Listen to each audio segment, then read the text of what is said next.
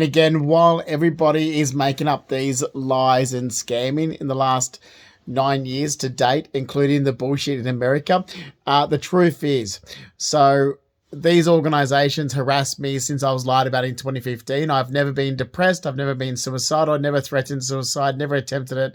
Not a drug user, not a drug dealer, and I'm not a prostitute. Someone labeled me as that. My money, my assets, and my belongings all came from hard work when I was working as a VIP host at Star Casino, but I also did side jobs as well. And I already still had all my assets and belongings. I was lied about in 2015. So what paid for my investment property in America, but that's all my money from my investment property in Australia. So again, I'll be really quick with this video because here's the thing. My mum keeps these lies going since 2015. They're making up stories. Says Amanda, I won't believe it. I don't believe a word out of Amanda's mouth now. And I won't. I don't want anything to do with her. I won't ever have anything to do with Amanda again after the last 9 years. So all of my expensive items, furniture, clothing, and so forth, everyone's tried to make out that I've had it more recently, except I haven't. And you can see it in photos. So that's the point. You can actually see it in photos and videos.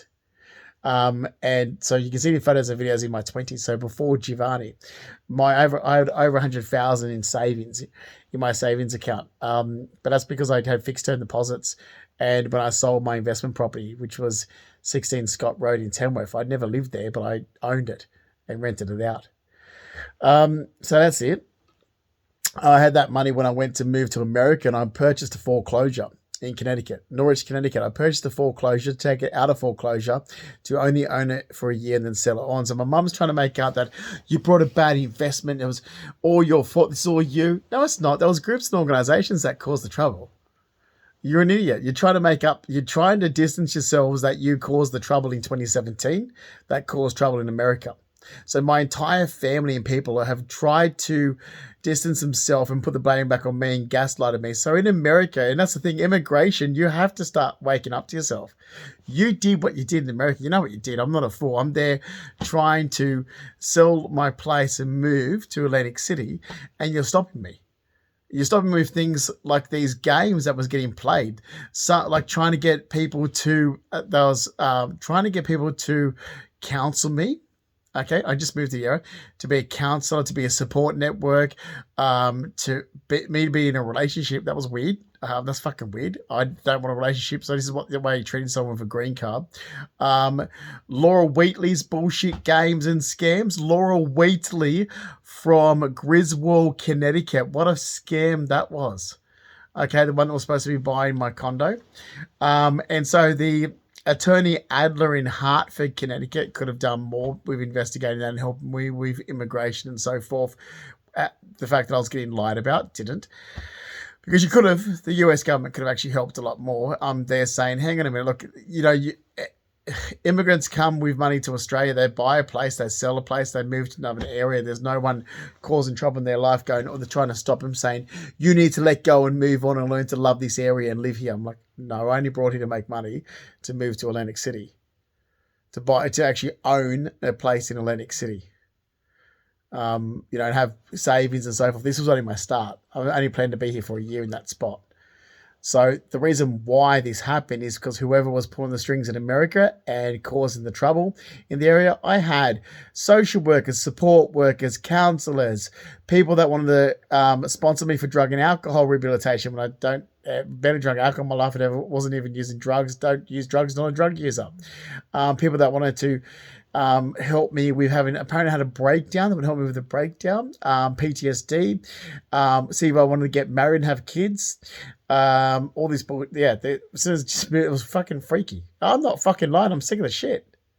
You can say whatever you want about me, I don't care anymore. Gaslight me, you've gaslighted me for 9 years, I don't care. You must be really fucked up people in immigration to do this. Like, you got to be fucked in the head people. That's what caused the trouble. That's my money and assets. Oh, yeah, they've got everything. I left it there, my furniture, everything. Everyone's just taking everything. America's took it all from me. More immigrants in America just went in like little, vultures, rats. They are all the immigrants in America, little rats. These condominium that I lived in Falls Mill, the pieces of shit people that lived in that condominium in Falls Mill. pieces of shit people in that area. Low-life fucking dump area. It was all this bullshit immigration crap. And all this crap going on. I'd like to know where they got the information from. So I didn't buy something that was a bad investment. I got people, groups, and organizations doing dodgy things to me in America. I brought a foreclosure. Okay, that was cheaper. I looked first before I brought it and thought, okay, all these other condominiums that are getting sold for a lot more than this foreclosure. The reason is because you can't borrow against a foreclosure. You've got to have the cash to buy the foreclosure. I've got the cash. So if I buy the foreclosure, take it out of foreclosure, and I can sell it on within a year, make some money, I'll have extra cash in my hand, be able to move to the next city, buy the apartment that I saw and have more money aside to do what I want. And that's what I was looking at. I had gay organizations, gay groups, P-Flag, all these weird stuff. Like, it was just one thing after the other. It's like, look, I've only just brought here just to be here for a year and then move. So it was me being forced to be in an area that I didn't want to be in, that I never intended to be in, that I only brought to make money. It was this, oh, he brought here now, he's got to learn to live here. I'm like, no, I don't. I only brought here to be a year. I can sell and make money, thanks very much, just like anyone else can, but you're stopping me.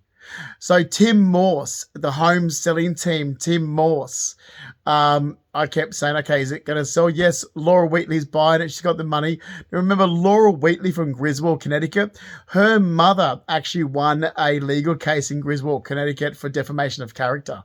I think I deserve to have won a case for defamation of character in America. She got millions. Laura Wheatley in Griswold, Connecticut, her mother got millions for, it's like, wow, you people should really look at the way you treat other people. Like, you're the victim of defamation of character, but you've just done it to me. So Laura Wheatley, when I first met her, she looked at my apartment and she was with some guy who had a redback tattoo on his neck. He looked like some military guy. And this is exactly what she said. They met, because I looked at it and was like, oh, redback. Like, that's how I was like, how do you know what a redback is? And he goes, oh, I was in the military and one of the guys I was with was Australian. And we've met in rehabilitation. We've got drug and alcohol problems. So they kept putting me around people with drug and alcohol problems. That in America, they did. So this is what happened.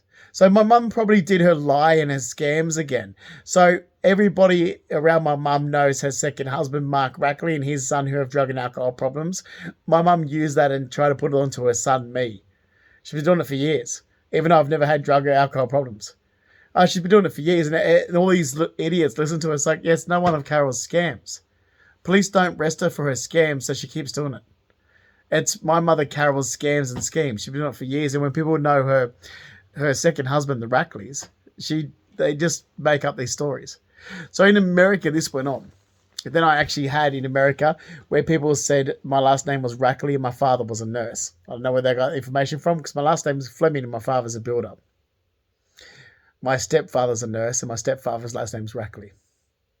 That's what happened. So this is what caused the damage. So they're trying to distance themselves that they actually gathered false information, and that caused me financial damage in my life in America. That caused the issues that was getting caused in America, and they're still trying to distance themselves from this.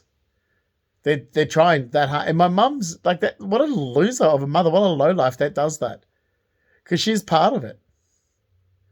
So that's the truth. The truth is the fact that that information that related to Mark Rackley, I'm in America, and they go, no, his father's not a builder. His father's a nurse. His father's an alcoholic, a wife basher, a drug user, and all this other shit. It's like, that's my stepfather, Mark Rackley. Mark Rackley is my stepfather. Mark Fleming, who doesn't drink alcohol, doesn't use drugs, and is a very gentle man, retired builder. That's my father, Mark Fleming. So this is what was going on in America. So immigration is the fault. It's government departments that cause the damage, and they should be held accountable for once and for all. There needs to be a decent solicitor that goes for human rights and says, right, you're a federal government even, you got it wrong. You don't get to just destroy a human's life and keep this up. You've done it for 9 years. About time you pay for the damage.